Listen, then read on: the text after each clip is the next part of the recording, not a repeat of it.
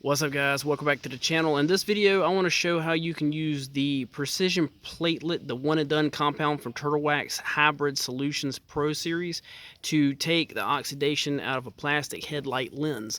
Now, nowhere on this bottle does it say you should use that for that, but I was just checking it out just to see out of curiosity, and I went from a headlight lens looking like that to a headlight lens looking like that. So there's a vast difference. And this, how cloudy it is and oxidized the plastic is compared to the other one that I just did with this.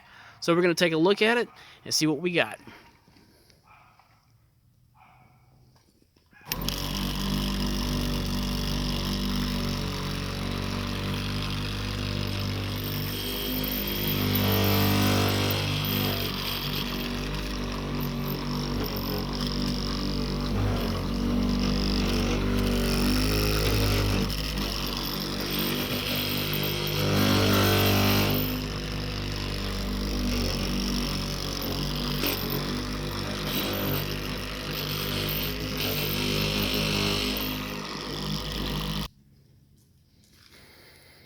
Put it on, and I'm going to take it off.